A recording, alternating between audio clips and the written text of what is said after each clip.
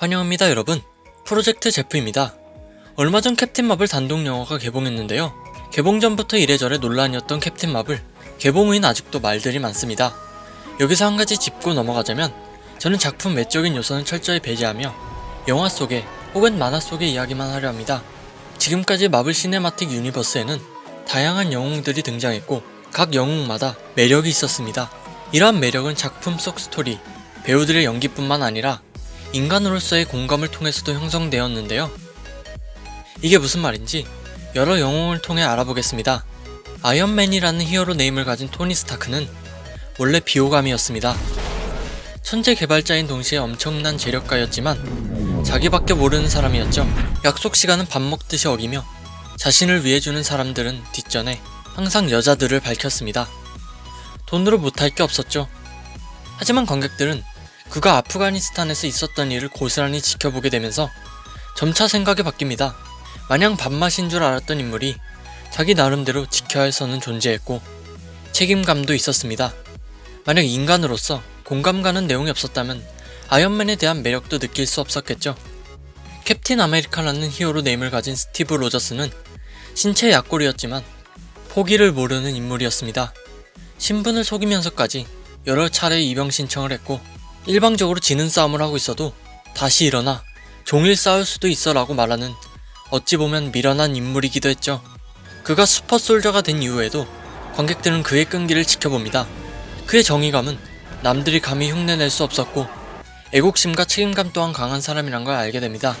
그렇기 때문에 관객들은 그의 마지막 선택을 이해는 못해도 존중할 수 있었겠지요.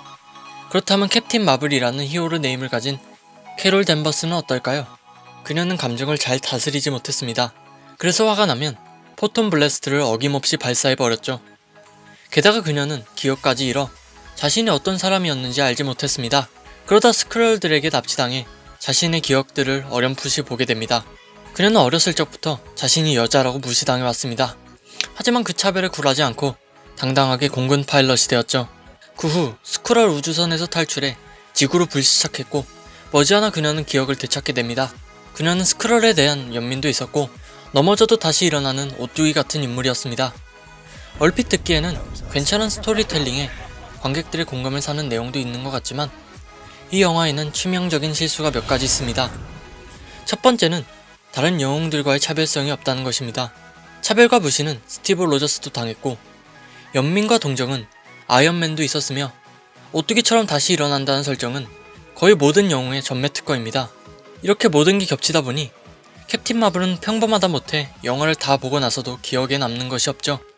두 번째 문제는 구체적인 스토리텔링이 없다는 것입니다. 아프가니스탄에서의 일을 겪으면서 내적 성장을 이룬 아이언맨, 순수한 정의감으로 인해 영웅으로 인정받은 캡틴 아메리카. 중요한 것은 사건이 있으면 내용이 있어야 한다는 것이고 그 내용이 관객들에게도 전달되어야 한다는 것입니다. 처음 캡틴 마블은 기억을 잃은 상태였기에 관객들 또한 아무 정보가 없습니다. 그래서 더 호기심을 가지고 지켜보게 되죠. 하지만 기억을 찾은 후에는 캡틴 마블과 관객들의 정보량은 달라집니다.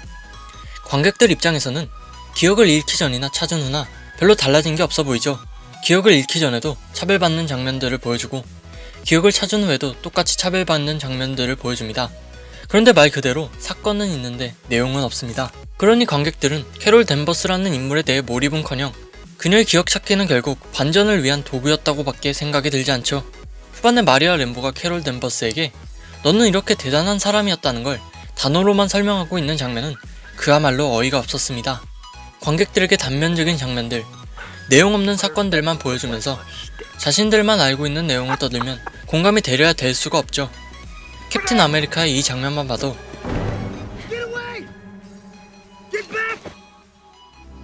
Not a perfect soldier, but a good man. 박사가 나중에 이런 얘기를 하는 것이 전혀 어색하지 않죠. 관객들 또한 자연스레 공감하게 되니 좋은 장면이란 걸 알 수 있습니다. 세 번째 문제점은 긴장감의 결여입니다. 보통 주인공이 각성하기 전까지는 능력이 미숙할 뿐만 아니라 차이도 존재합니다.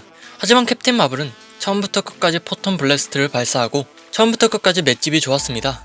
그녀가 처음 지구로 불시착할 때 높은 하늘에서 떨어져도 멀쩡한 것을 보았고 그렇기에 각성 후에 높은 하늘에서 떨어지고 있어도 날든 안 날든 상관이 없었습니다. 어차피 안 아플 예정이었거든요. 슈퍼맨이 강함에도 긴장이 있었던 이유는 슈퍼맨만큼 강한 빌런이 등장했거니와 그에 맞는 화려한 액션을 보여주었기 때문입니다. 물론 캡틴 마블은 이 둘 다 아니었습니다.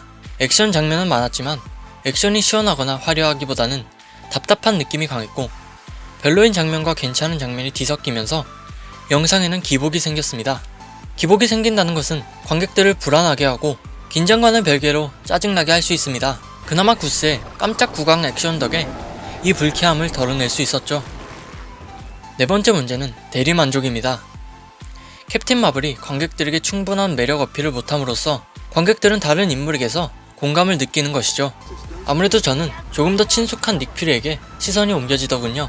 지금까지 마블 영화를 통해서 그가 어떤 인물인지 알고 있기에 아무것도 몰랐던 때 젊은 퓨리의 모습은 또 다른 매력으로 다가왔습니다. 마블 영화를 안 본 사람이어도 적어도 닉 퓨리가 외계인을 보고 놀라는 장면에서 공감하실 것 같고 혹여나 다치지는 않을까 조마조마할 것 같습니다.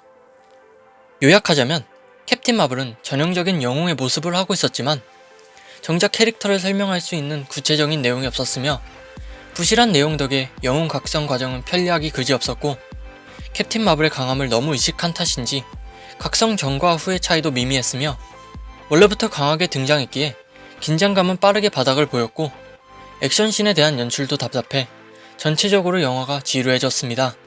게다가 캡틴 마블에게서 매력을 느끼지 못하니 다른 인물들에게서 공감과 매력을 느끼게 된 것이죠.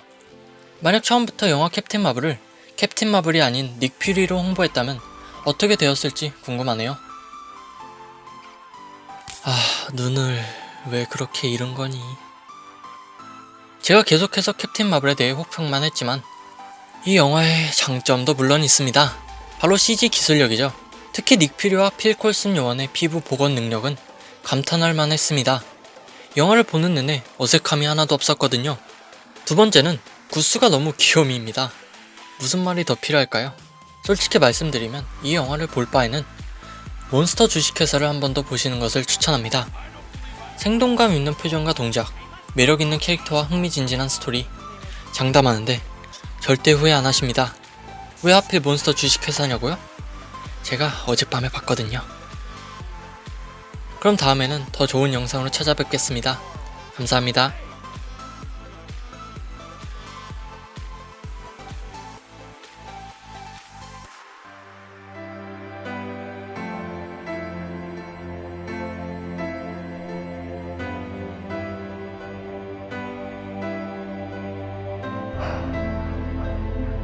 Did it work? I think it might have. Because the bulk beams are closing the Tesseract. 여러분의 구독이 제프를 구할 수 있습니다.